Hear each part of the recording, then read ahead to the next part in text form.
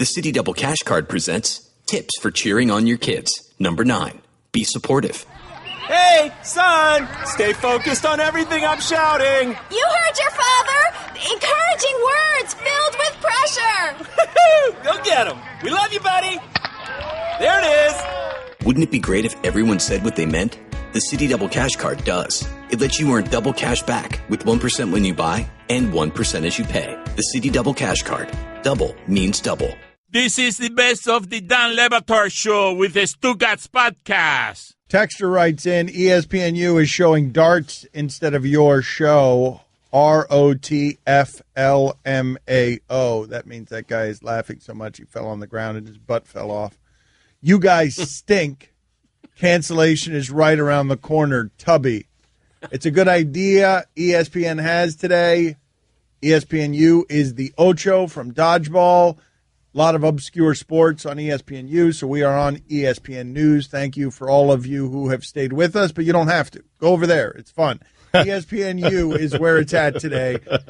That's the Ocho. Greg Cote of the Miami Herald in with us. Jason Taylor, Hall of Famer, will be with us later in the show. Ron McGill as well. But the Undefeated has put together a list of the top 50 black athletes of all time. Sports radio was made for lists, but I do not want to talk about this list. I want to make my own white people list, and I want to know how many white people would go in the black people list. Like Tim Duncan is number 50 here. How many white people are we going to put on this list? Now, I don't like portions of this list. Gabby Douglas and Simone Biles are in the top 10, and LeBron James and Jim Brown are not in the top 28, and Steph Curry is ahead of LeBron James. What are you doing? The Undefeated, what are you doing? I'm pretty certain Barry Bonds is nowhere on the list. Barry's not on here. Barry Sanders is in the 40s. But, okay, who is – I want to start here, though. Who's the Michael Jordan of white people?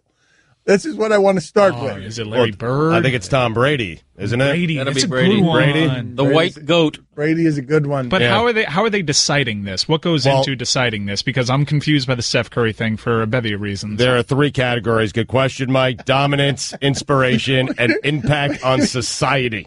All right, should we do this, though? Let's do this as a biracial list as well, then, since we're at it. All right. Because that's the joke Mike was making with Steph Curry, I think. So is the who's the Michael Jordan of biracial athletes? Is it Derek Jeter? Ooh, Jeter. It might be. But Jeter's on the undefeated list. You know who might sneak in there, and this is controversial, what I'm about to say here. Babe Ruth. What? Yes. What? Yes, and he might be. And Babe I'm Ruth, about I to be think it would have 32 been funny years old. if the Are you about to tell me something that I've never known about Babe Ruth? I think the Undefeated would have had a better list. The Undefeated made a list. Look, they put Simone Biles and Gabby Douglas in the top 10 and didn't put LeBron James and Jim Brown in the top 29 because they wanted people talking about their list. You want people talking about your list? Put Babe Ruth on it. But don't put him number 1. Put him in the 40s. And then just confound people. Hold up. Rewind. Babe Ruth. There are some thoughts that Babe Ruth might have been either just outright black or biracial. Yeah, I've heard that. Outright black. I don't even know what that means. In fact, I want to walk that back right now. Whatever I said there, outright black, I don't even know what that means. I'm pulling that back, though. I'm offering a public apology. Yep. I don't. Or just black. That's right. So just black, biracial. Are we going to do a Native American? It's Jim Thorpe on that list. Are we going to do Asian? Jeremy Lin. Well, Lee Na. Yao Ming and Sadaharu O. Ooh, O is a good one. But Ichiro? Ichiro. Yeah. But Darvish. Yeah, but I feel Hideki Arabu. Now we're not actually doing athletes that might be famous over there. We're doing Asian athletes who have gotten famous over here. Ichiro's famous over there. I don't think we are qualified to do Asians here because we've got American Asians or Asian Americans or Asians made famous in America. Antonio Inoki. So here's the list. Kobayashi. Good. Dogging it. Dogging it. Kobayashi is the hot dog eater, for those of you who don't know. I might put the Great Kabuki on the Asian list. This whole Babe Ruth thing. Was he Asian? I'm Googling pictures now. Yeah. And my mind is so open. Wait a minute. So you guys, you had never heard that Babe Ruth might have actually been black? No. This is the first time. Hey, why do you think we sounded so surprised? Which list is Sammy Sosa on? Is there a Pepto-Bismol No, list? pink. The pink list. Pink athletes. All of them. No, The Rock is on all of them. And Tiger Woods.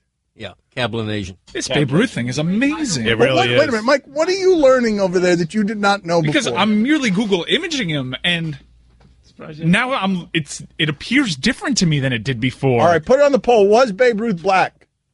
The last time that this happened was when Bomani told me that Bono ripped Bob Marley off, and then I heard New Year's Day, and I was like, holy crap. Well, I just learned recently. Did you guys know this? I did not know this until very recently, that Led Zeppelin was just ripping off a bunch of blues. Yep. They got sued in a serious lawsuit. Well, but I didn't know all of that until I read that lawsuit. That Led Zeppelin they were thieves. Mm-hmm. Now, I know that all of music has some elements of thievery, but I did not know that I did not know that Led Zeppelin was stealing from blues. Put that on the poll as well. Did you know that Led Zeppelin was vigorously stealing from blues? We're learning so much in this first But segment. what are you learning about? What are you learning about Babe Ruth? Tell That me he wasn't what a you're white finding. man? It's a mystery, man. In fact, the poll needs to be changed to: was Babe Ruth maybe black? Okay. Was he maybe black? Yes. Put it on the poll. Maybe. Yeah, but I believe you will read and you will find many articles about this. Go read the Undefeated story. We're doing this all to bring attention to the Undefeated's list of the top 50 black athletes. But I'm dead serious about this. White athletes. Who's at the top of it? Who's the top 5? Top 5 ever. Wayne Gretzky. Yep. Roger Federer. No doubt. Good Larry list. Bird. Yeah, we worked on this. Yeah, Larry Bird. Yep. Well, but Babe Ruth has to be on the list. Well, he's right? black. Well, okay, but assuming that Babe Ruth is white. Until we clear it up, man. Can we call stats and research? I'm looking at a headline right here that says Babe Ruth's daughter says her dad would have broken baseball's color barrier. Another indication. I'm telling you, I know we're shocking you here in 2017 with the breaking news that Babe Ruth might have been black, or we're shocking some of you. Mike Ryan is just disoriented. His entire worldview has been rattled, shaken, and shattered. Like, he's just confused. He's walking around in circles. I mean, didn't John Goodman play him in a movie? Like, yeah. What is happening? Bad casting. It should have been. It should have. Should have been Bing Rain. So, James Earl Jones. James Earl Jones. Really? That's what just happened there. What just happened? I can't believe Babe Ruth wasn't white. John Goodman played him in a movie. John Goodman. Not a lot of people know this. Also black. Dan Batard. Our players are held to a higher standard, and we can summarize it all in 3 words. Make that 4 words. We are the Lobos. We are the Lobos. Thank you. Stugotz. We are the Lobos. We are the Lobos. I don't know. We are the Lobos. We are the Lobos.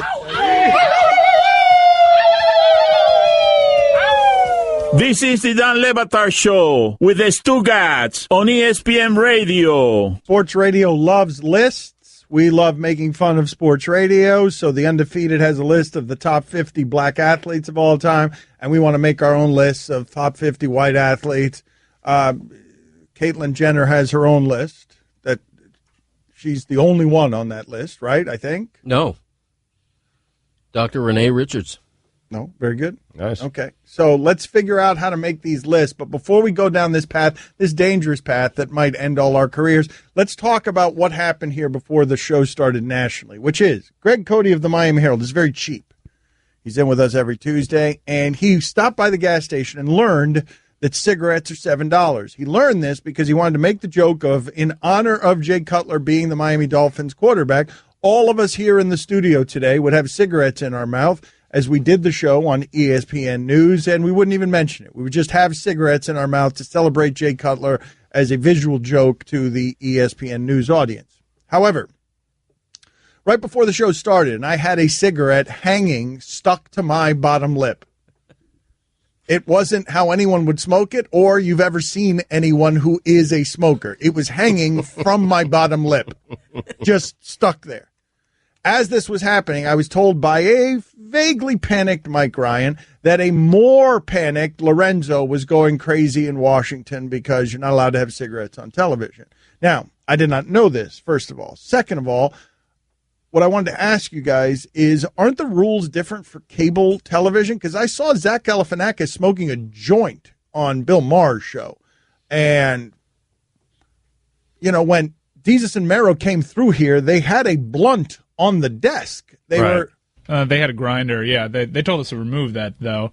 Cable's not ruled by the same sort of FCC regulations that other, like the networks CBS, NBC, Fox, ABC. However, networks like ESPN hold themselves to that standard, and it has to do with advertising and just a moral compass that this company has. All right, well, wait a minute.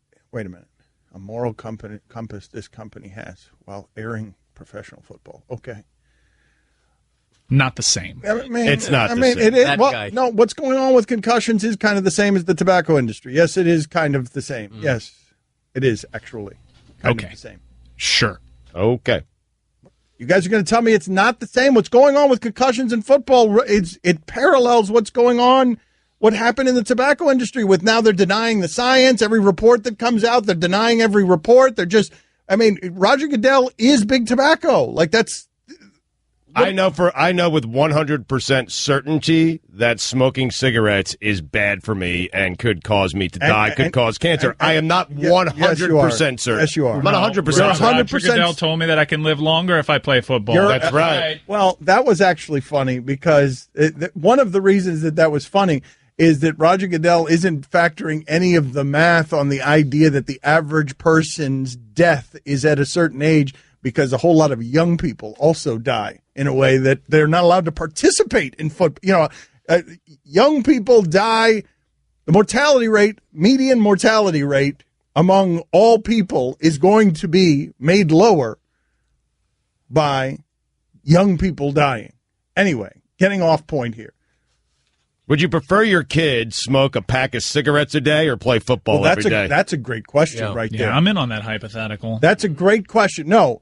Would you prefer that someone you love smoke a pack of cigarettes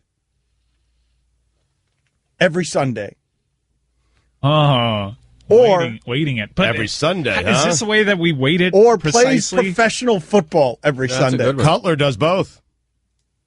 Anyway, I don't know Throw why in a pint of whiskey. Throw in a pint of vodka. Into what? The question I'm asking? And make it a triangular question. Why are we doing that? Well, because, you have your choices now. You're playing football, you're smoking a pack of cigarettes, or you're drinking. But I think his larger point was we're airing football, but we can't have a cigarette in our mouth. He didn't bring up alcohol. You also can't be chugging from a 40 either. Wait a minute. You can't be smoking weed. I was chugging from a giant flask here one day, an oversized flask. Theater of the mind, Dan. What do you think's in here, by the way? All right. We're on the radio mostly, so if you're going to make visual jokes. Well, I held it up. We're on the radio mostly. Oh, right. The radio audience still couldn't see it when you held it up. I'm holding up the world's biggest flask, which may or may not be filled with coffee. God. All right, get out of here. Get out of here. Just go to the penalty box. There was nothing wrong with that comment. Well, I mean, you tried to defend yourself of holding it up. Like, just awful. No, don't thank me. I'm agreeing with Tony. 2 minutes in the box. I thought you had my back. Right, no. I usually do, but in this case, I understand. I mean, I wanted to give him the chance to stay here, but like he kept making it worse. Do what's in your heart. Do what's in your heart. All right, so I want to ask these questions on the poll at Le Batard Show. Did you know that you could get in trouble for having cigarettes on television? Yes or no? Because I know the NFL, and this is just the funny arbitrary moralities are amazing. Like the NFL, you're not allowed to, they don't take any tobacco sponsorships, right? They do not. I don't think anyone really takes tobacco sponsorships. Nobody really does. I know, but it's just funny because they take no tobacco sponsorships, but good God, they get a lot of alcohol sponsorships. I think Anheuser-Busch, can you check this for me? How much does it cost Anheuser-Busch? $1.2 billion to simply be the official beer of the NFL? I'm pretty sure the number is in the billions. Looks like $1.4 billion. Bud Light, beer of the NFL, through 2022 for $1.4 billion. I mean, the arbitrary moralities of this, of the idea of not taking tobacco money. You know what's going to happen here? This is what's funny about what's going to happen here in 20 years. Marijuana is going to be an NFL sponsor in about 20 years. 100%. Once the stigma is fallen on all of this stuff, and then all of a sudden the government decides that, hey, this is no longer illegal, so therefore it's no longer immoral. From a Darren Ravel article 2 years ago, it's $1.5 billion that that Anheuser-Busch extended with the NFL. They extended their partnership through 2020. It pays them roughly $250 million a year. Wait a minute, $250 million a year. Okay, so the total package. Correct. It's not annually. Their partnership is extended through 2022. Okay. So the total $1.5 billion deal. Did Stugotz read the internet wrong? Does he get a $5? No. I did not read it wrong. You asked what the deal was. He gave you 1.4, which was pretty much on the money. But think about what I'm saying for a second. The idea that you would ban, and we talk about this all the time around here. I don't love the idea of the government making laws for me. I will decide for me what is right and what is wrong. I don't like the government doing these kinds of moralities where in 1920s alcohol is illegal and then it's not. And in the 1950s there's not a stigma on cigarettes and then there is. Marijuana in 20 years is going to be so much different than where we were 20 years ago. Like this argument that we're having in the present day of Roger Goodell saying that marijuana is still banned in the NFL and that he's got to go to the players union and is thinking about conceding that is going to look so laughable in 20 years. Laughable about how far behind the NFL was given the pain business that they're in. But what exactly are you suggesting he does? Like, are you saying be a leader? Have vision. Be a leader, don't be a follower. Listen to your players. You're really powerful, you have a lot of money. Be a leader, don't be a follower. I'm with that. Now, I know what he's going to do. What he's going to do is make sure he gets something in return for it. It's going to become another thing that is negotiated. He's not going to just bend over or fall over. Fall over is probably better than bend over. Mm-hmm. Yes.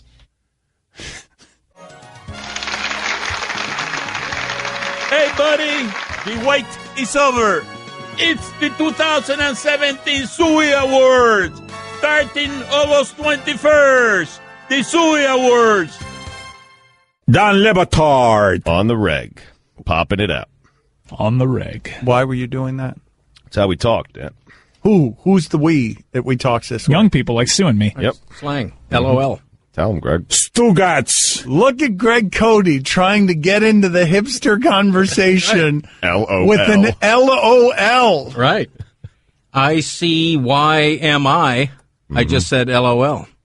SMH. This is the Don Batard Show with the Stugotz on ESPN Radio. Texter writes in, the NFL is the oil, gas, coal extraction industries that pay politicians, lobbyists, and TV personalities to deny climate science.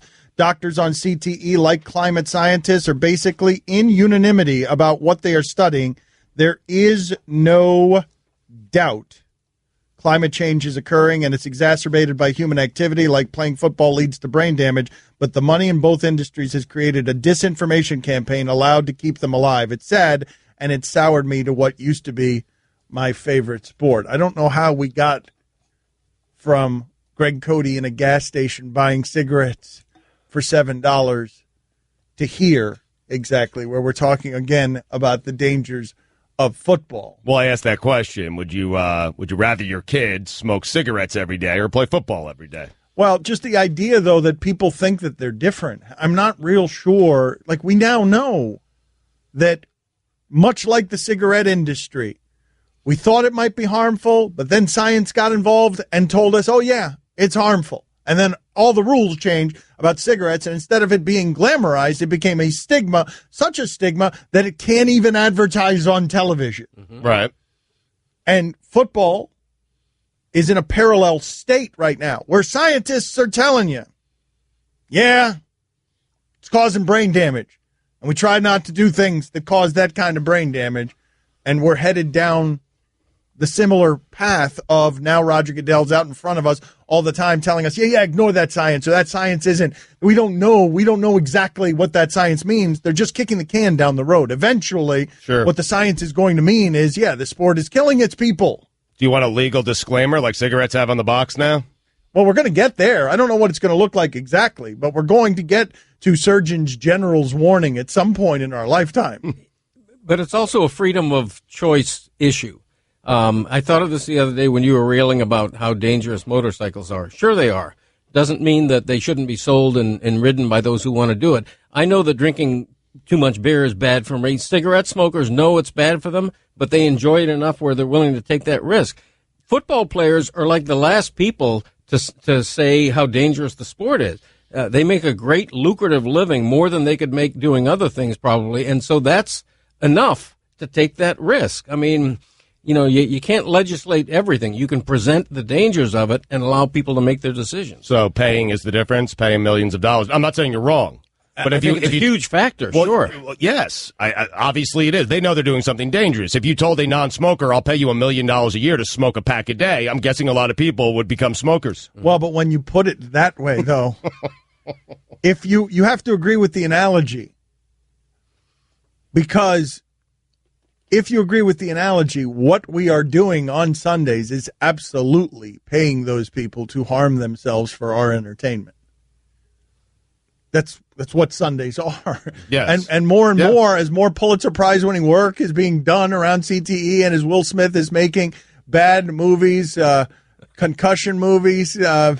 Hold on a second. I got a filibuster here. Concussion movies in which they're put out on Christmas, and Will Smith tries to win the Oscar by going after an important societal issue with an accent. Tell the truth. Thank you. I had to filibuster there in order to get there. Tell the truth. And now I forgot my original point because I was wandering and filibustering in order to get you to Will Smith and his terrible accent in a movie that was universally panned, and Roger Goodell secretly delighted in it being a budget colossal failure. Tell the truth.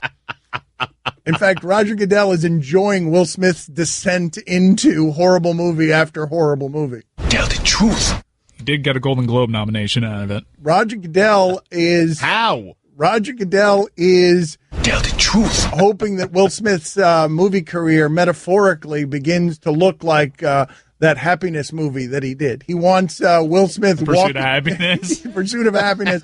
Well, he wants Will Smith metaphorically walking through the desert of his career holding just a suitcase filled with DVDs, The Legend of Bagger Vance in it. Tell the truth. Sans happy ending. Right. During the most desperate parts. Roger Goodell, because Will Smith made that movie, Roger Goodell hopes that the rest of Will Smith's movie career is him walking through a wilderness with his son. What's his kid's name? Jaden. That is the last good movie he's had, right? No doubt.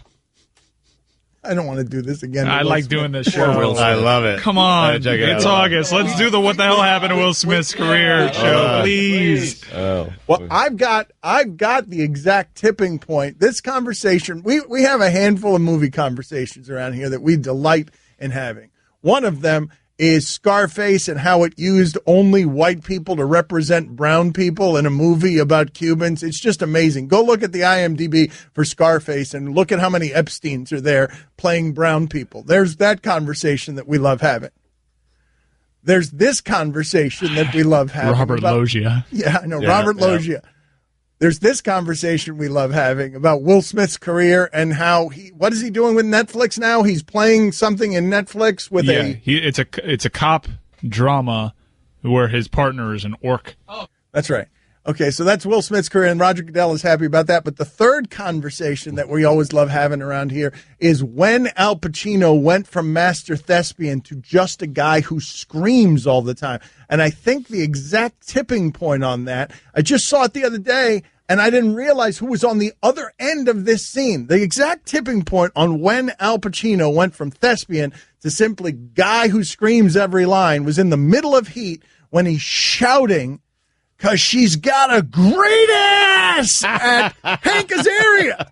Our friend Hank Azaria was sitting there. And the next time we have Hank Azaria on, you guys have to remind me to ask him, did he realize that he was sitting there staring at the very moment that a master thespian became a yelling clown show? I think you're right. I think that's the spot. Not too far after that, The Devil's Advocate, he yelled a lot in that movie, and then Any Given Sunday. No, yes, he became somebody who went, he decided to take a career pivot. Look, I want to go from being respected thespian to just someone who screams everything. That's the exact moment in the middle of Heat. I guess you could put this on the poll, please. For De Niro and Pacino, was Heat the tipping point on them caring? Oh, it was so good, though. I know, but was that the tipping point? Was that right in the middle of the both of them? They decided to get together for the first time. Are you saying Heat was really good? Oh, yeah, Heat was excellent. It was a bit underrated. My expectations were so high for that movie. Overrated. Do you not know how to do that? Yeah, I'm sorry. I meant overrated. I'm sorry about that. Did Val Kilmer get nominated for that movie? I think he did. No. I think he did, actually, yes. Regardless, not my point. Nominated for what, Roy says? I don't know. Ponytail? He had a great ponytail. Val Kilmer, was that even a real ponytail? Of course not. I miss Val Kilmer. So do I. Hasn't he gotten bloated and creepy? He got sick. Sorry to throw that dead fish in your lap.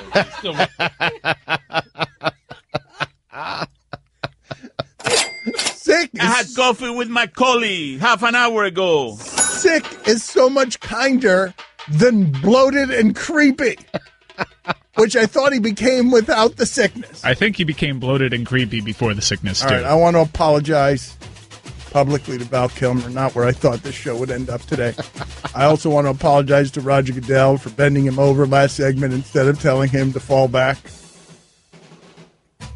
Who else do I need to apologize to? And Tony Baselli for doing the same football show, Football is Violent show that we've done that makes him angry every time. My apologies. It was a Grammy nomination for Best Spoken Word. Oh, okay. Oh, sorry, Val. De Niro did Casino after that, and there's a good point by a texter. Scent of a Woman may have been the point where Pacino just started screaming, and that was before Heat. He never fell out of that character? Blind guy. Yes. You may have shaved yesterday, but remember, your facial hair continues to grow throughout the week. Keep your beard at bay using the tools from the good folks at Dollar Shave Club. I see where I got it wrong. He was nominated for an MTV Movie Award, Most Desirable Male. What? Catch more of the Dan Le Batard Show with the Stugotz, 10 to 1 Eastern on ESPN Radio and ESPNU. Hi, everyone. Stugotz here. Support for the Dan Le Batard Show podcast comes from our friends at Rocket Mortgage by Quicken Loans. Chances are you're confident when it comes to your work, your hobbies, and your life. Rocket Mortgage gives you that same level of confidence when it comes to buying a home or refinancing your existing home loan. With Rocket Mortgage, you can apply simply and understand fully so you can mortgage confidently. To get started, go to rocketmortgage.com/Stugotz, STUGOTZ, equal housing lender, licensed in all 50 states, NMLSconsumeraccess.org number 3030. Don Le Batard. I just looked over my shoulder where Max and Stephen A. were talking to Snoop Dogg about whether or not LeBron is top 5 all time. Get the hell out of here. Stugotz. Who's responsible? Is that you, Salatoro? Who's responsible for that at ESPN? Because that person needs to be punished publicly. Brofsky, is that you? Roberts. Bald guy in sales. Who did that? You waste his time with is LeBron top 5 all time. I hate you. This is the Dan Le Batard Show with the Stugotz on ESPN Radio. ESPN Radio is presented by Progressive Insurance. Comparing rates to help you save. Now that's Progressive. Call or click today and find out how much Progressive could save you. Guest on the Dan Le Batard Show appear via the Shell Pennzoil Performance Line. Here's your SportsCenter update. Tampa Bay Buccaneers running back Doug Martin has been suspended for the first 3 games of the season after testing positive for a performance-enhancing substance last year. Former Patriots defensive tackle Vince Wilfork has announced his retirement. And finally, a man survived being stranded for 45 hours in the Arizona desert after his car broke down. The man just had a water bottle, a couple of beers, some crackers, and a spoiled sandwich. When those ran out, he survived by drinking water from nearby creeks and even his own urine. At daybreak on the third day, more than 48 hours after becoming stranded, the man spotted a dirt biker over the horizon and flagged him down. For all the latest headlines and information, tune in the Sports Center on ESPN Radio all throughout the day. Allison, get that guy. I want to talk to that guy, please. Find that guy. I want to talk to the guy who was lost in the desert. Oh, I thought you meant Vince Wilfork or Doug Martin. Greg Cote of the Miami Herald with us on ESPN Radio. It's kind of been bad today. The show's been bad no, today? Greg. Oh, really? Oh, yeah, he's been terrible. No, I thought I've been pretty good, like above average. No. Like better than usual. No. That's surprising to hear. Very disappointing. No, Let's get Will Fork into the Hall of Fame, by the way. Let's make that happen. Okay? Are you looking at your phone right now? I thought you were looking up research. You were just looking at your phone checking text? No, I was doing both. You weren't doing both. I was typing in Will Fork Hall of Fame. Get out of here, Cody. No, get out of here. Go to the penalty box. Oh, God. I mean, I don't think Vince needs our help either. I don't know about that. Greg Cody, 2 minutes in the box. Honestly. I Will Fork. What? Trying to do a good thing for a UN guy. All right. Yeah. But do it off air. That's fine, man. Just all right. Go Will Fork yourself. Forking it. I mean, his best lines are when he's leaving this room. He's just terrible. He's sitting at the microphone, and I don't understand why he won't become just slightly more professional. We've managed, Stugotz is a chimpanzee, and we've managed to make him slightly more professional. Yesterday, he puts on a jacket, he shaves for highly questionable, just slightly more professional. It's a contract here. His deal's expiring soon. Turn it on, man. I think in his mind, he is turning it on. I do. So what I wanted to ask you guys is this question, and then I will leave the subject alone. All right.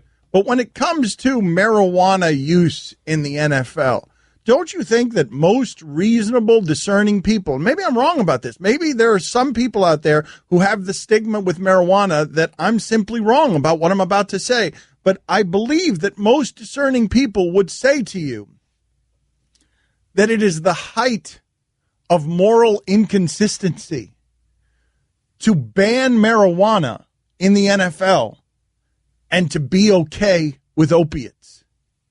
I totally agree with you. But I think most people would agree with that. Most reasonable people, unless you think marijuana is the devil's plan and you're dancing around it because you think it's some sort of voodoo that requires an exorcism and is the source of sin in the world. But Dan, here's what people are doing. In some states, it's legal, okay? You get a prescription from your doctor, whom you trust, to go get something to help your, to help your hurting body or to help you get rid of the flu. And so it feels more normal. It feels more official that you're walking in with a note from your doctor saying, hey, I need this. This is good for me. You're not doing that. In some states you are with marijuana, but in most states you're not. There is still a seediness to going to the purchasing of marijuana and smoking marijuana in many different places. There is. It's a big difference. I just think we now understand. That's what my friends tell me. I don't really know. I'm just telling you, listen, I got my ear on the streets, and that's what my friends are telling me. They're telling me that even though the stigma is not nearly as bad as it used to be, there is still a seed. You still get arrested for it. You're not going to get arrested. You walk in with a prescription for Oxy. You're just not. I know, but these are the dangers of allowing the government to make the rules for you. The idea that we fool around with opiates when they are more dangerous than marijuana by a good amount is an arbitrary morality that is at best inconsistent. And then if you want to find out where the money goes on opiates and the healthcare industry can be vastly more sinister than what it is that I'm saying. So Greg Cote of the Miami Herald has returned. We'll see if he's any better. Now, David Griffin was saying that Kyrie Irving... Just on your point real quick, I went to a music festival last week, and there's always people at these festivals trying to sell you drugs. And I like to disarm people by, when they come up to me offering me all sorts of Molly and weed, I just say, no, but I could really use some heroin, just to see the look on their face. And the drug dealers judge me. Really? You're here at Lollapalooza selling Molly, and you're judging me.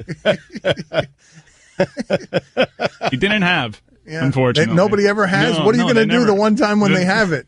I'd be so embarrassed. I'd probably just buy it at that point and throw it away. Would you really? So sorry. I'd just buy it at that point. Get use arrested. Use it real quick. Develop a terrible habit and then overdose. Why do you get pressured into sales, dude? Like, what's the matter with you? I feel so bad. You bought a beard comb and returned it in a different state. Yeah, he's a weirdo. But you're shameless. I think you guys are on the spectrum at opposite extremes. On shame, there's Stugotz over here, totally shameless. More shameless than William H. Macy. And over here is Mike Ryan buying a beard brush in New York for $65 because he loves that the salesperson is so good, and then returning it in Miami because he just didn't want to pay $65 for a beard brush and also didn't want to insult the guy that he had made feel so good in New York. It was a little uncomfortable when I returned it because the lady at the register said, "What? World Trade Center, New York? What? Mm-hmm. What?" You knew you were doing something wrong. Yeah, I did. And she said, "Why?" And I made something up about how I didn't like how it felt. I don't have a beard anymore, you said to her while staring right at her. While wearing a trench coat and pulling it over my face. Because I don't have a beard. What do you think of David Griffin, the former Cavs general manager, saying that Kyrie Irving was courageous in doing what it is that he did? I think when you're a former general manager, you can afford to make a statement like that. If a current general manager said that, I would be a little more impressed. I mean, what'd he do? That's so courageous. He went to the owner and said, "I want to be traded because I think I'll be happier somewhere else." Privately. Did it privately. So, well, that's not courageous. It's not courageous. There's nothing courageous about it. He did what he thinks is the best for Kyrie Irving, and I'm okay with that. But can we stop using the word courageous? He's making $90 million. He walked into a guy's office and said, "I want to go play somewhere else." Courageous, please. I'm with you. The word is too strong and probably doesn't apply here. But I will say this in Kyrie Irving's behalf.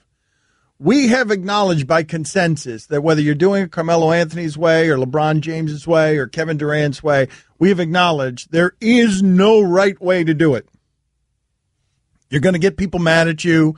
The player having the power is going to make the customer uneasy because selfish interests are going to trump mythological, selfless interests.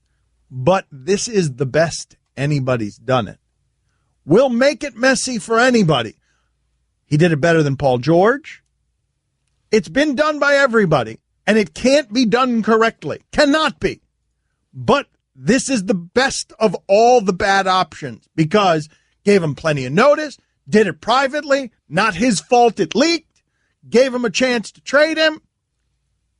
It's the best I've seen. Now, I know it's a mess because they're a team that's in the championship round and LeBron is there and everything's going to get noisier around LeBron. But if you're going to do that, plenty of notice, got 2 years, hey, I'm out of here. I bet you the Miami Heat would have appreciated that when LeBron was here, and I bet you Cleveland would have appreciated it. It doesn't mean it's going to be because of him. This is so fun, but we got to go. We also take into consideration, chill. The bottom line is this. When you look at Jay Cutler, he might be a byproduct of it. They may be successful in spite of him. It damn sure ain't going to be because of him. Because he's I'd like to judge one thing. Stephen A. says he's the worst quarterback in football. Where do you rank him, Will? How would you describe Jay Cutler? He's probably around, at this point, yes. This year. Okay. Yeah. Turn off, Will. Wow. All right. If you're just joining us, we do this on occasion. We break into programming. Let me clue some people in on what the joke is. This is the sound we make whenever we are breaking in on First Take. This is Stephen A. Smith. Now, the backstory on that is that Stephen A. Smith learned while live on the radio. I think the news was that Magic Johnson had just become the head boss CEO of the Lakers. And so Stephen A. was so happy about it that he did a jubilant oratory dance on the radio upon hearing the news. And so the reason that we play the sound we just played to intro First Take is here.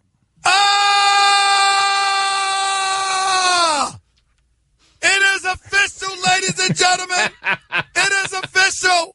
The Los Angeles Lakers have just announced minutes ago during the commercial break that Magic Johnson, Irvin Magic Johnson, is the new president of basketball operations for the Los Angeles Lakers.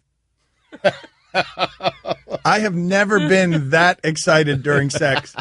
Don Batard. What do you prefer, flat wings or drumsticks? Because I like drumsticks. I like drumsticks, too, yeah. Flat rules. Stugotz. If people do just drums, though, you'd think there's a bunch of extra flat wings just laying around, right? Right. Thank you. Yep. I think more people do all flats, though. Oh, Really? no, I think more so. people do drumettes. I'm telling you, more Wait a people do minute. the drumettes. I like drumettes so much No, more. no, no. In fact, I'd prefer to do all drums. Flatten it. This is the Don Batard Show with the Stugotz on ESPN Radio. Ellison has located Mick Oman. He was lost in the desert for days, drinking his own urine, so he's here to live to tell about it.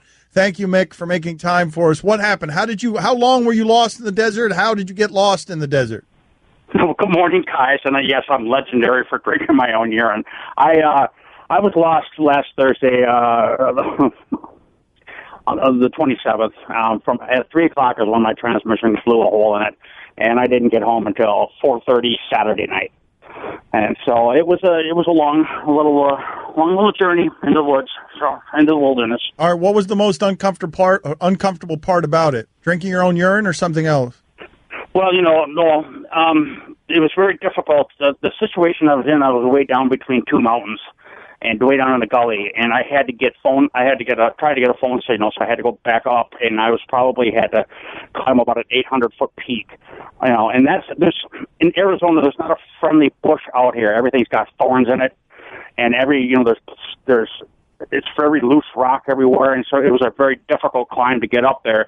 And it's 3:00 in the afternoon. It was 100+ degrees, and I was not prepared for this, so I didn't have any water, and that was the hardest part, just getting up there, and just to find out I never did have a signal. It was completely dead up there. And so coming back down, I was completely saturated. I mean, sweat running up the end of my nose. It was like I just stepped out of a shower, and I needed water. I drank my last half a bottle of water. And then fortunately, my truck still ran. I have an air conditioner, so I could sit inside the cab and cool down after that rock. Really the whole urine thing wasn't as obnoxious as you would think, other than the temperature. I wasn't bitter or wasn't salty. It actually worked. I mean, wow, it really you're answering questions I haven't even asked. Yeah, we're going to get to that in a second. Sorry, man. But Mick, at any point during this ordeal for you, did you fear for your life? Oh yeah. In fact, in case something happened, I posted. I made a video to explain my situation, how I got there, and I just wanted my sisters to know how much I loved them, and my niece and nephew, and that was heartfelt. That was really a hard little thing to make. I got pretty emotional there. Yeah, I did a lot of praying, you guys. I have a lot of faith in God above, and I mean I really felt like there was a presence with me out there, and but there was, I had my doubts, boy. I'll tell you, You were traveling on an expedition to a mining ghost town by yourself. Is that something you do a lot? You take these trips by yourself to odd places? Well, I'm kind of semi-retired down here, and I just moved to Arizona, so mountains are new to me. I love getting up. I love the scenery is phenomenal, and I love driving the switchbacks, back and forth, and these little windy roads. And so, I've done Prescott and Payson and, Sedona. This is all gorgeous country out here. And I like to do them normally with friends and whatnot. But that morning I just got up and I decided to go have lunch up there. I didn't plan on going off into where I got. Did you run into any animals? Were there any animal situations? Well, what I was going to do is one of my strategies was to actually I know it sounds stupid, to actually set the mountain on fire. And so in order to do that, I had to grab sticks, and there was there's wild mule out there, and I was grabbing dried dung and whatnot. And when I grabbed a piece of that dung, I ripped open a scorpion nest. That got my attention. Other than that, I hadn't really seen anything. On my way out of there, when I walked that Saturday morning, I came across some mountain lion tracks in the sand, and I followed those. He was going the opposite direction I was, because it had rained that night. So it was fresh sand. I could see his tracks, and they were big paws. Wow. But I followed those for about 800 yards. We had shared the same path, so he might have been out in the bushes watching me. And I mean, thank goodness he had a belly full, because I didn't want to have to encounter him. But other than that, no, I really didn't see anything. I never saw. Other than that, right? Right. Yeah, but Mick, before you drank your own pee, before you resorted to that, you ate a spoiled sandwich. What kind of sandwich was it? Of course, great question. Well, you know what? That was a leftover sandwich from lunch. You know, I went up to that little Prospector Mall, it's called, and I had a bowl of chili, and I ordered a hoagie. And so the hoagie had mayo on it. And so I had half of that left, and I put it in that cooler, and all I had was those little ice packs, and they don't last, worth squat. So I actually saved them for the next morning, thinking I'd need strength. And when I opened up the cooler, it was really, it was actually hot in there, and it had started to turn, so I just whipped it into the weeds. That's the last thing I need is a case of botulism out in the middle of the desert, Agreed. Yeah, totally. Agreed. Are wrap sandwiches? What's that? Do you consider a wrap to be a sandwich?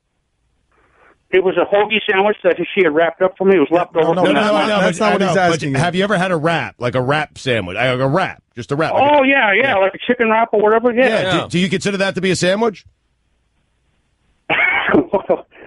That or a burrito, if you want to call it. I don't know. Not a sandwich. It's a burrito. All right, Mick, thank you for answering all the important questions. We appreciate it, and congratulations. Happy for you. Wrap. Happy chicken wrap? Is that what you just muttered? Okay, that's a good way to end the segment. Dan Le Batard. I tell you, I have a knife, Swiss Army knife, and I'm ready to go. All right, whatever you need. I can start a fire with 2 sticks, just like you hear about. I've done it. Stugotz. You've never done it. I have done it. No, you surviving haven't. it. This is the Dan Le Batard Show with the Stugotz on ESPN Radio. So, what did you guys think of that interview we just did? I'm asking both the audience and Greg Cote of the Miami Herald and Stugotz. I thought it was pretty good. I thought it was awful. You did? Well, I felt like, first off, he tried to answer every single question with his first answer. And so there was really no rhythm to the interview. I just didn't feel, man, I hate doing this. We were fine. He wasn't. There, I said it. He was saved by a nearby cyclist came by and noticed him, and that is how he was saved. I do feel like there were some unanswered questions in that interview, but I guess what I gathered from the way that he answered the urine question is a lot of people have probably been asking him, what does urine taste like? So he segued straight into salty. Yeah, what it tasted like before we had even asked him. Regardless, put it on the poll at Le Batard Show. What did you think of that? Good or not good? I don't think he said salty, right? He said bland. He said the opposite of salty. Yeah. It wasn't Cody what you would wasn't think. listening. Oh, I thought he said salty, because I always imagine urine being salty. Cody wasn't listening, and I wasn't listening to Cody, and now you know what Tuesdays are like for all of us. I thought it was interesting, this guy. I mean, he had to confront his own death. It almost reminded me, remember a couple of years ago when the former NFL player Rob Conrad was lost at sea? Mm-hmm. Similar situation, maybe not quite as dire. I thought it was interesting. Time now for Greg Cody's Back in My Day. And now, it is time to take a trip down memory lane. Here's your guy, Greg Cote, with Back in My Day. Pencils! If you don't think I'm a man of simple pleasures and tastes, ask me the most unexpected delight of our recent European vacation. We'd checked into our room at a lovely Barcelona hotel called the Cotton House, and sitting there atop the notepads in the room were elegant black pencils. New pencils. Erasers unused. Lead at a fine point. The memory reeled, wafting fondly back to childhood, to tests in noisy classrooms, to the odd insistence that filling in those bubbles for those multiple choice answers demanded one of the sturdy infantry of the pencil troops, the yellow Ticonderoga No. 2. Whatever happened to the noble pencil? History romanticized the quill pen, grudgingly tolerated the unnatural abomination of the mechanical pencil, and resigned itself to the mass production of Bics ballpoint. All the while, the pencil was there, devalued, quietly content with the background, waiting for nostalgia to sweep it back into relevance. Still waiting, and waiting. It wasn't pens that beggars sold from their tin cups during the Depression. It was pencils. The world's greatest sketches and poetry arose from lead points, the font of creativity. There was an art to the very act of pencil sharpening, to shaving the wood head with economical strokes that told the world whether you were a true pencil man or an imposter. The debate of round barrel versus roll-inhibiting panels raged within the pencil community. This was back when cursive wasn't a swear word, when penmanship reigned, but as pencilmanship. It was when emails and texts didn't masquerade as communication, when post offices bustled with vitality, when we wrote letters to one another, longhand galloping over the page in glorious lead, words slaloming to the finish line. Take a moment today. Yes. Look in your junk drawer and find a pencil. Yes. The one unseen for 10 years and unused for longer. Yes. Favorite with a fresh point. Yes. Smell the cut wood. Place that lead on blank paper and dream again. I'm Greg Cote, and that's how it was back in my day. Glory be to God! Put it on the poll. Do you own a pencil? I'm dead serious. I could not go into my house right now and find you a pencil. Sad. Do you own a pencil? Let's go around the room here. Roy, if you went through your house, are we going to find a pencil? Yes. Mike, if we go through your house, we're going to find a pencil. So many pencils in my house. Nice. Allison. Yes. Chris Cody. No. What? Wow. Stugotz? Zebra pencils only. I could not find a pencil in my house right now if I had to. Do you have a sharpener? If you have a pencil, you have to have a sharpener, right? I feel like there's a lot of things you can't find in your house. That's true. Mike, do I have a pencil?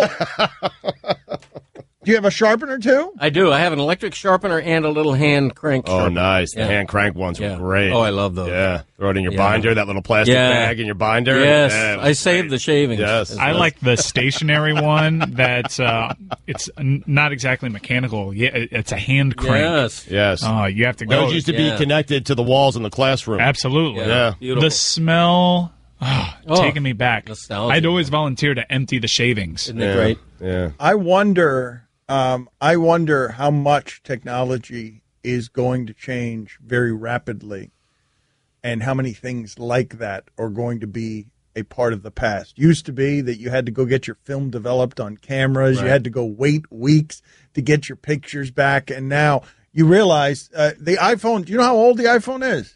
No. It's 10 years old. Everything has changed in those 10 years. Everything. Technologically, the rate of speed, we have all become addicted to our devices in the last 10 years. Something that did not, it's so staggering to me to watch it happen because something that was not available 10 years ago is now the hottest new drug. And it's weird. It's like, it's as if some sort of drug were to make an appearance right now that was the best thing you've ever seen, far beyond heroin or any drug you've ever known. And it was just invented. The drugs are what the drugs have been for a long time. The technology are what the technology have been for a long time. But Apple changed everything 10 years ago in a way that's stupefying and was rapid. And I wonder when the pencil is going to become extinct. And I wonder how many other things like that are going to become extinct. I think the pencil's always going to be there. It's going to be swept back in by nostalgia. Just especially like, those zebra pencils. Yeah, always going to be, there's always going to be a place for pencils in our society. Thank you for that. Put that on the poll, please. Is there always going to be a place for pencils in our society? SAT test, right? You still need a number 2 pencil. But I think those are going to be computerized eventually. Oh, you can hack those. No, you can't hack a number 2 pencil. Wait a minute. You believe that that's where technology stops on SAT tests? Yes. Like we're going to be doing it that You're way? Still dipping in the Scantron. The bubbles. Wait a minute. You guys, okay, so that's interesting. That everything would change technologically in the last 10 years except for SAT tests. That still going to have to bubble in a Scantron. Bubble in it. So, 100 years from now, the robots are going to be bubbling in a Scantron. I think we're already there with the SATs, Mike. You might want to look up. You might want to check. Yeah, just kids these days don't know the joy. Mike, of this is what I'm telling you. What I am telling you is, Mike, let it wash over you right now. While you were at Lollapalooza, watching Chance the Rapper, not understanding why young people like Chance the Rapper, that is your midlife crisis. That right there is the spot where the tipping point on you getting old. I'll tell you what. You know where there will always be a need for a good pencil? Golf course. Nice. There you go. Course. Golf course. Yeah. Golf course. Small pencils, but pencils nonetheless. Architecture, yes. too. Yeah. Well, the miniature pencil has its own delights. Crossword puzzles. Wonderful. You don't want to go into a crossword puzzle just with your ink. Right. Give yourself benefit of doubt. You might make an error. That's why I love golf pencils with erasers. I get a snowman. I may change it to a 7. Exactly. Just depends on my mood. Just put the 7 down. Yeah, snowman. Don't waste the golf lingo there. Good on ya. Pencils. Go ahead and put it on the poll, please. Are you a jerk if you refer to an 8 as a snowman? Okay, it's the only way to refer to it. In golf language, it's the only way. Snowman. Bad ally to have here, Cody. You don't want Stugotz rushing in to defend your choice of words. Well, I get snowmen. I'm a bad golfer. Stugotz isn't. You can't refer. You're a jerk. Yes or no? You're a jerk if you refer to an 8 as a snowman when you can just say 8. Oh, so many snowmen, especially when the course dog legs out the back, man. Dogging it. Yep. I love the sunburned snowman who runs the UFC. You want more of the Dan Le Batard Show with the Stugotz? Tune in starting at 10 Eastern on ESPN Radio and ESPNU. Okay, Kevin, for the grand prize of $1 million, what color is the White House? I know this. 5 seconds. Oh, switching to Geico could save you a bunch of money on car insurance? Okay. Judges?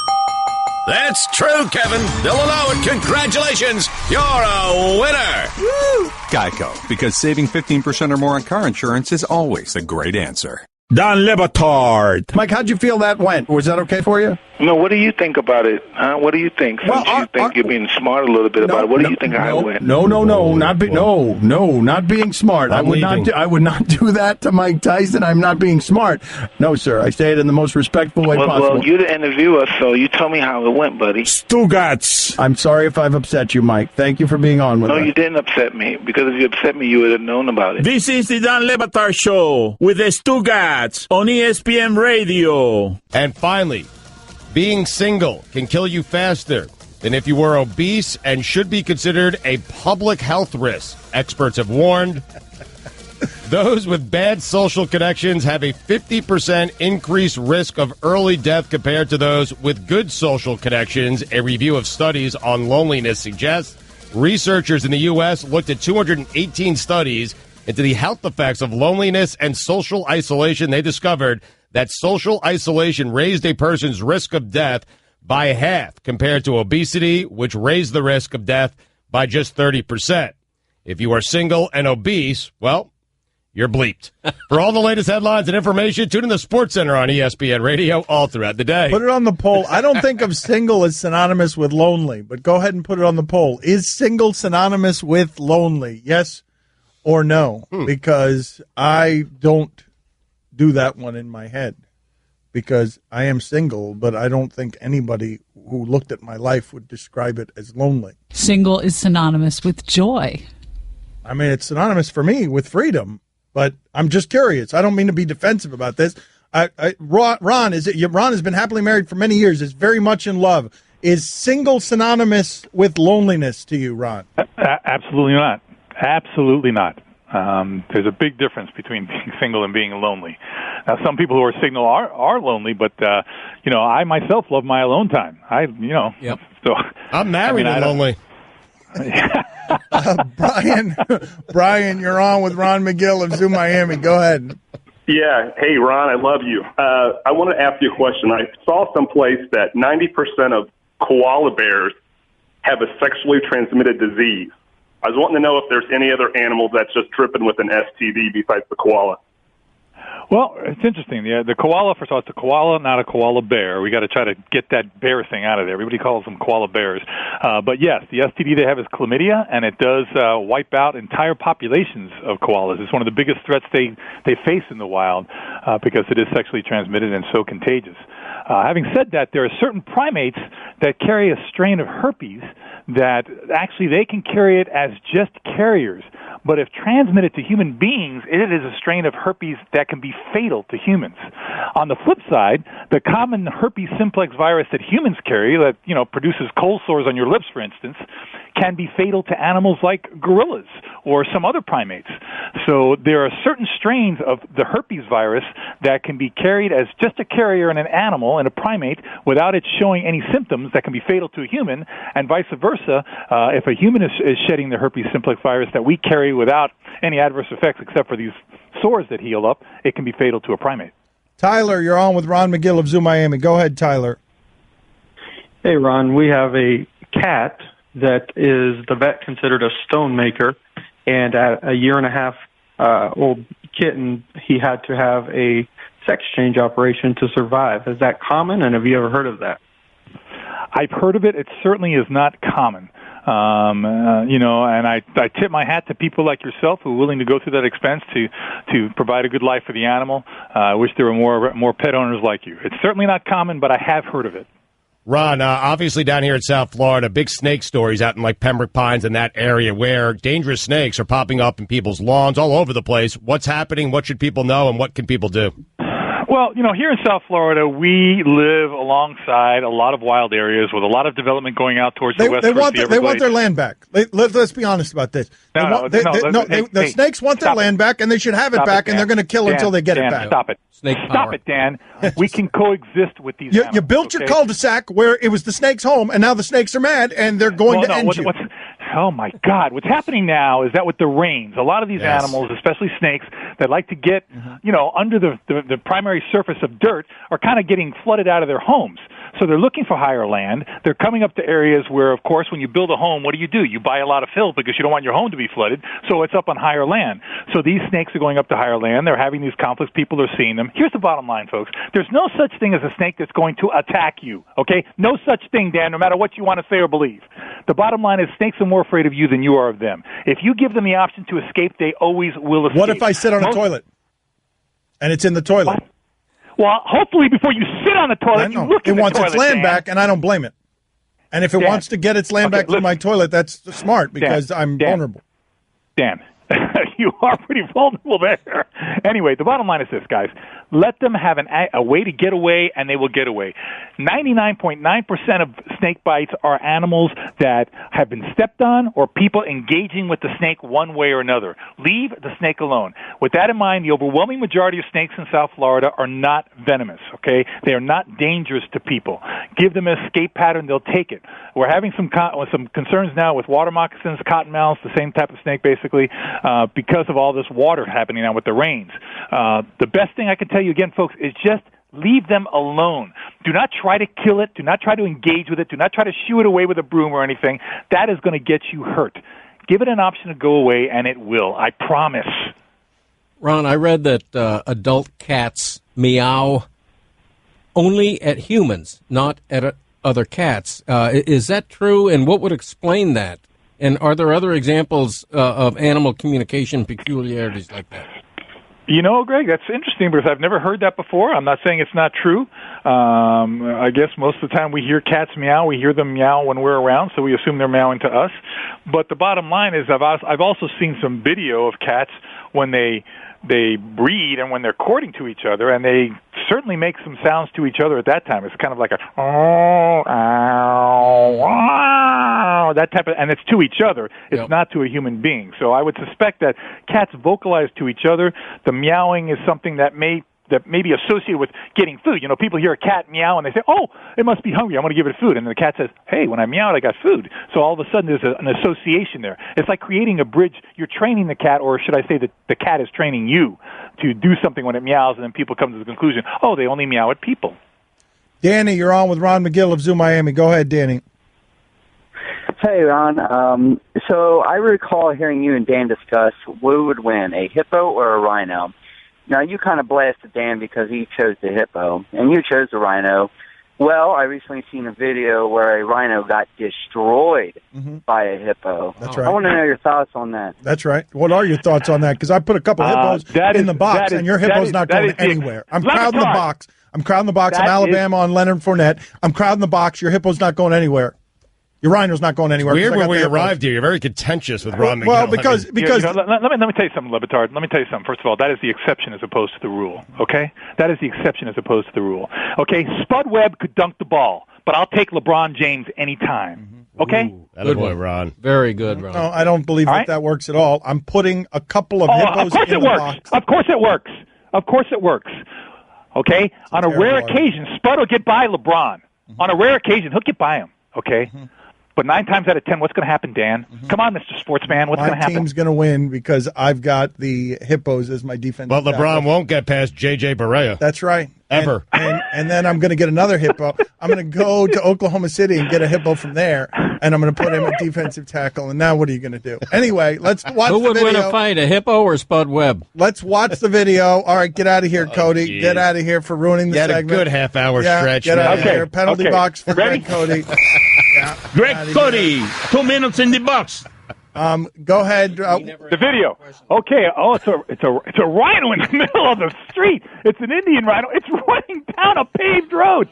This has got to be in India or it's got away from zoo someplace. But it's a rhino running down the middle of the street, and there's a car coming the other way. It's a white car. That guy must be going, holy jeez, what's going to happen here? Turn Is it a around. game of chicken? Oh, no, the guy turns off to the side. He pulls off the side of the road. The rhino looks at him, opens his mouth, and keeps on going down the road. Meanwhile, the guy who's following him in the car, he's coming. More cars coming, and they're going, holy jeez, it's a freaking rhino on the road. These people must have thought they got into some bad peyote or something because they're looking at it, and then, he charges the car, and the car pulls over again. Nobody's going to challenge this rhino. He's going into a gallop now. He won't go off the road. He's got beautiful grass. Another red car. Oh, no. This guy. Oh, the guy behind him's turning around. He's doing a 3-point U-turn. Get out of here. It's a rhino. The other guy's going to reverse. Almost smashes into the guy in the white car trying to do the 3-point turn. And the guy's going off into the grass. He pulls off into the median. He hits the side fence. Now he's going to reverse. The rhino's running after him. Everybody's getting out of the way. Oh, God. It's hilarious.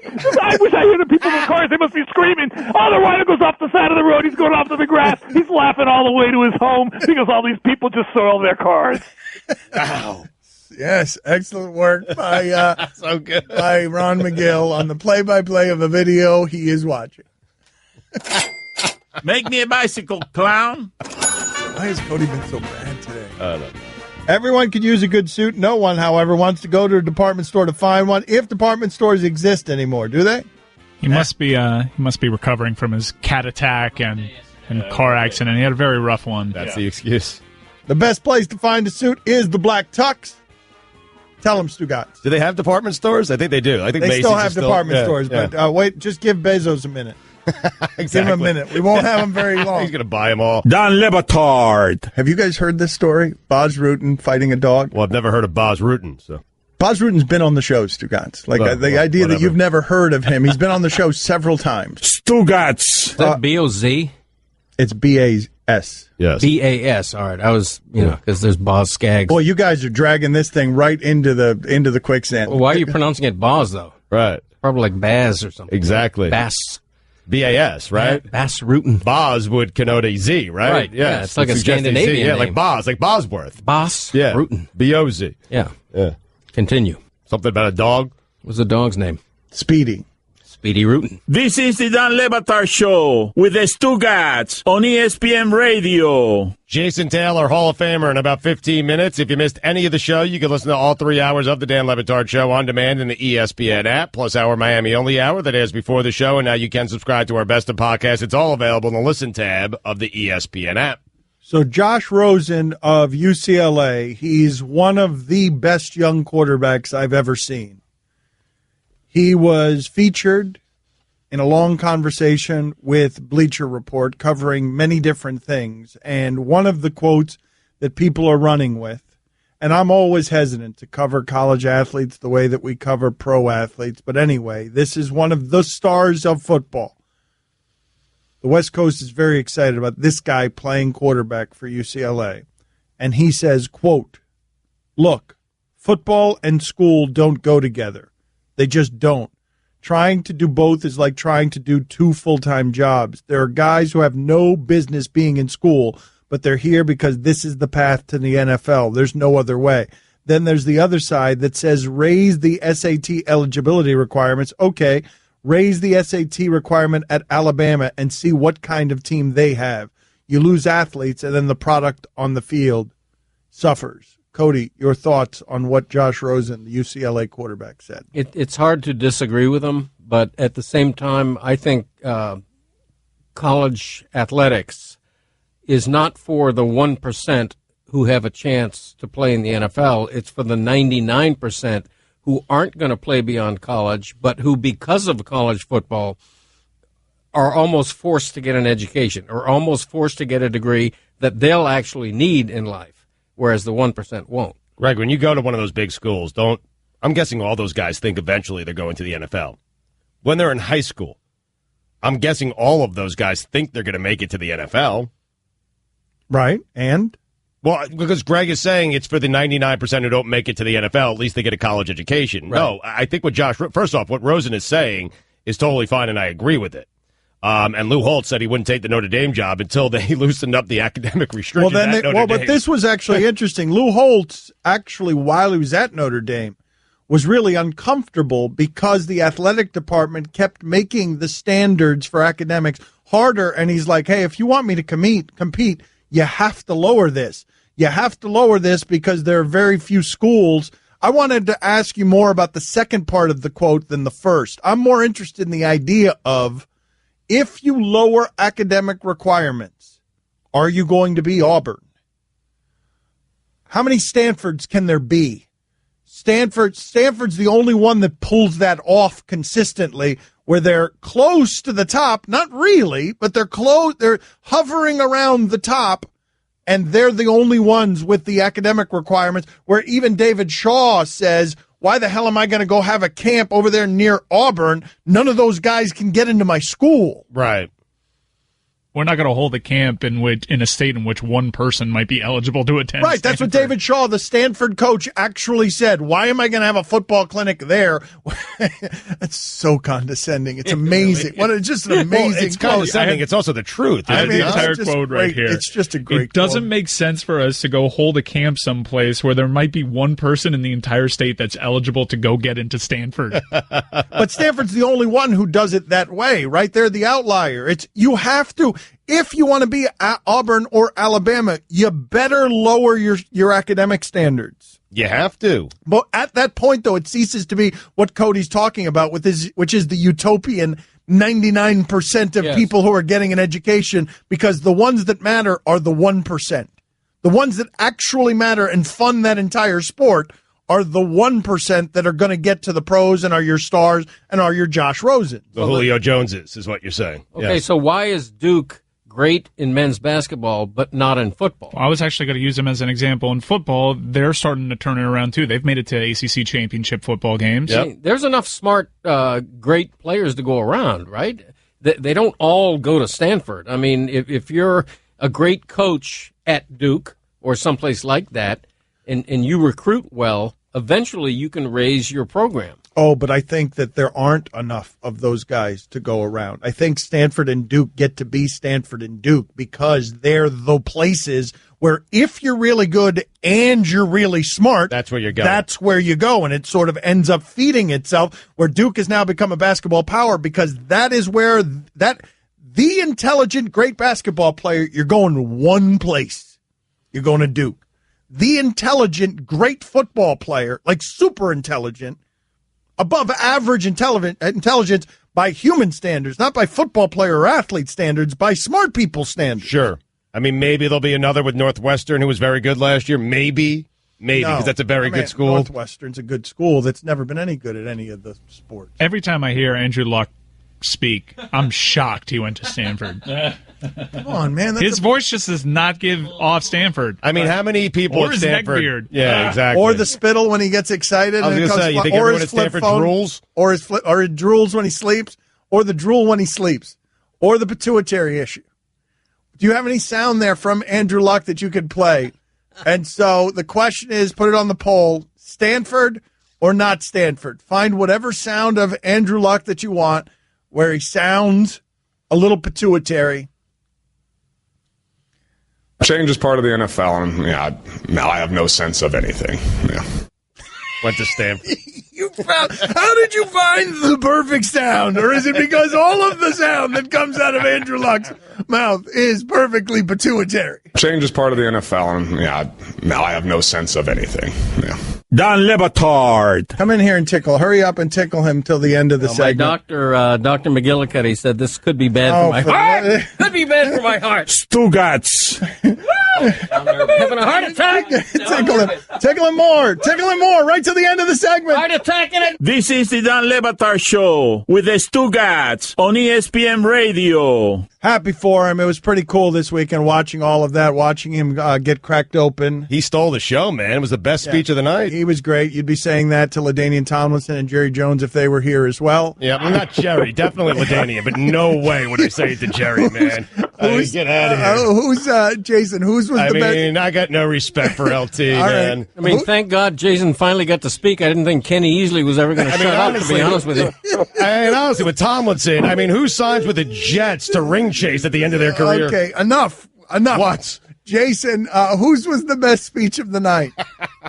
First of all, is it really that dysfunctional in the studio? Yes. Or is it just yes. No, it's like that. Yes, it is. We're just yelling at each other. We're bad. Complete disarray. Yeah. Yes, complete. It's always. My brother described this the other way. All our shows, they're all hanging on by a thread. Like that's part of the appeal. Everything's just held together by a thread. Everything I do professionally. You never know what you're going to get with you guys. That's right. What was the question? I forgot the question. Stugotz keeps talking and interrupting, and I forgot. It was the best speech of the night. Dan wanted to know what you thought. Whose was the best speech of the night? Yeah. Listen, they were all great. I didn't think Kenny was actually the shortest speech. I think Kenny went 22 minutes, and then the teleprompter went out on him, so he kind of got stuck. Which kind of sucked for him, but. I went a lot longer than I thought, but I thought everybody has their own story and had a chance to share it. So I'm not in the business of rating speeches, but what came out came out. All right, I want to talk to you about that stuff and celebrate and congratulate you. But I've always found you interesting on all topics when you're unburdened, and I'm just curious. Like when I tell you there's going to be a picketing outside of the NFL offices, a rally for. Colin Kaepernick, your thoughts there are what? I don't mean to blindside you with this, but I know you have strong opinions on things. I didn't know whether you had a strong opinion here or not. That's fine. It's no big deal. I don't think it's going to change a whole lot. If you want to picket or protest or whatever, I think you need to go to each respective club and do it in front of everybody's facility. The NFL in Park Avenue is not the one signing Kaepernick to play for them this year, or not signing Kaepernick. So. He's for whatever reason he's not on a football team. People can call it race or the issue of that what he took a stance for last year, or people don't want the distraction. You can't really liken it to a Tim Tebow because Tebow brought a distraction, but the talent level was a little different. So it's people want to protest or whatever. It's fine. But you don't have a strong opinion one way or the other on what's happening with Kaepernick. We can move it on. I'm fine to move it on. No, you can move it on. I don't. If he's good enough to play, he should be playing somewhere. Teams think he can't play, then that's different. But for owners to not bring him in because they may view him as unpatriotic, I think is bullcrap. There it is. There's the opinion at the end there. Okay, it took us a while of some digging, and there's the opinion. Listen, everyone. This is America. Everyone is allowed to have a voice. You could have a voice, and if you're convicted enough about something, you want to stand up for it and fight for it, then that's fine. Not everyone's going to agree with you. Not everyone agrees with Trump or agree with Obama or whatnot. So, there's going to be a portion of society that is very unpopular with, and you have to be willing to deal with those things. So maybe that's part of what he's dealing with here. Do I think it's fair? No, but is it the facts? Yes. What is the most emotional moment that you had over the entirety of the week there, the week-long celebration of the end of your career? It had to be nostalgic and a piece of it sort of bittersweet, right? You get youth again, but it's also over, and we're closing the book. Yeah, there was a lot of emotions, a lot of fun, first of all, but a lot of emotions. I think the toughest part was really the hour and a half before we went out to give our speeches, and to get our, do the whole thing and get in the bus and all that. I'll be honest, that was the first time I really practiced my speech. It was about an hour and a half or 2 hours before. I had obviously read through it, but never practiced. I didn't want to rehearse it. I had an idea of what I was saying, where I wanted to go with it. Gratitude being the theme, but the 2 hours before the enshrinement, when I read through it and got emotional in my hotel room reading through it, I was like, oh boy, this is going to be a rough one. Like, I'm sitting in a room by myself. Actually, Seth Levitt was sitting with me, and I started crying like a baby, and I'm like, it's hitting me now. Jason, that theme you used, 20 years to get 20 miles, was a really nice touch.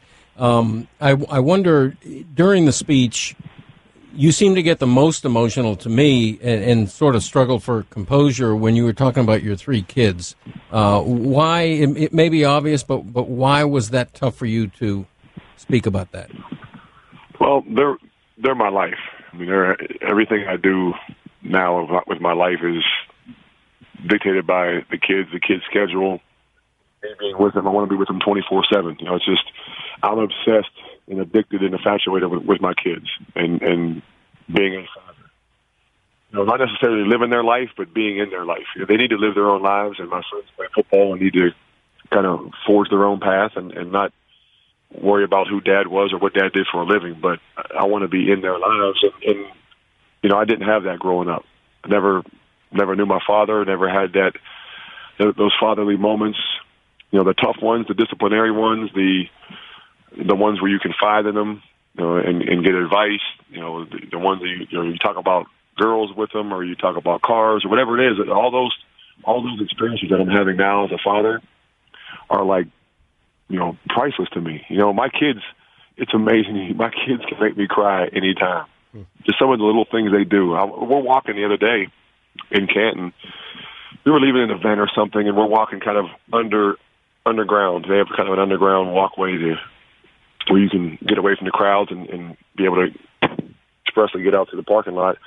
And we're walking, and my 13-year-old son, Mason, just reaches over and grabs my hand and starts holding my hand. And we're walking in the hallway with security and people, and there's a bunch of people around. And my 13-year-old grabs my hand, and like I instantly, he did it like it was nothing. And I get teared up, and my older son just looks at me and starts smiling. He's like, "Why are you crying?" I'm like, "Your brother just grabbed my hand." Like it's those moments that, as you could tell the way I'm talking, it's Give us some more of those. Give us some more of those stories. Give me the most embarrassing time ever where Jason Taylor gets sentimental, nostalgic, and blubbering, and he's looking at himself and he's like, what happened to me? I was a gladiator. Now look at me. Kids will do it to you, man. I mean, it happens all the time. I can't even tell you. It's heck, I did it on the stage and on national TV, trying to talk and a couple people saw my speech before, so they kind of know how it was laid out. And there was parts of the story where about teammates, or I had things written. Well, there was a part when I got to my family that I didn't write anything out. I just wanted to speak from the heart and ad lib. And it was listed to me my siblings, and then they had my kids. And I jotted a few notes down for my siblings, a couple of little things. For my kids, I tried to start writing stuff down an hour and a half before the speech, and I got teary-eyed. I'm like, what are you doing? Stop. Okay, just write down some bullet points, and when you get up there, you don't freeze. Well, I didn't write anything down. I got up on the stage, and as soon as I finished talking about my little brother, and it was time to address my children, I looked over, and just above the teleprompter was my daughter's face, and her eyes were big and bluish green staring at me. And that's why I had to take a pause. I took the pause, and I'm like, I'm not gonna make it. Like I can't even get a word out. And it just, those times happen all the time. And it's the greatest, like I said, the greatest honor and job and joy in my life is being a father. And I just don't get how people can have a child and not be there for them. I don't understand how a man can have a kid and not provide for them. I'm not talking about financially. I'm talking about emotionally and physically being around and, being able to walk by and shoulder check your son into the wall, or, put your arm around your daughter and hug her. We fly on the plane coming home yesterday, and she comes and lays on top of me and wants to take a nap on me. It's just the love and affection I have for them and that they give to me makes my life so much fuller than any football accolade or Hall of Fame can ever do. Jason, we got just about 30 seconds here. We're very happy for you. Hall of Famer Jason Taylor with us. The Daniel Snyder line in your Hall of Fame speech, ad-lib, or were you sitting on that one for a while? Because it was a great line by you. No, that was ad-lib, and I don't know if anybody knows, but Dan saw my speech before, and Dan helped me out with some stuff, but no, that was complete ad-lib. I saw Dan at Jerry Jones' party the night before, and we had a really long talk and really long hug and conversation in the party, and he was apologizing to me that the fit wasn't right, and there was some disarray, and I was apologizing to him for, in essence, stealing money and not giving him enough plays. That's just how I always felt. I didn't play for the money, and I felt like I didn't give him his money's worth. Jason, is it true that Jimmy Johnson and Jerry Jones sort of ended their feud a little bit in Canton? I'll say this: it was very, very important, and I think big that Jimmy was there, and Jerry and he spent some time. Jerry spoke about him at length in his speech. Jimmy was around Emmett again, and Michael Irvin, and Charles Haley, and all those guys, and it was special. People were coming by knowing Jimmy was my presenter, and Jimmy got dang near more love than I did from the Hall of Famers and the guys there. So I think it was very important. We are out of time here. Just real quick, anybody when you got off the stage that you're like, ooh, I forgot. I should have thanked them. Me, maybe? Yes, yes, there were people I forgot. No, Stugotz, sorry it wasn't me.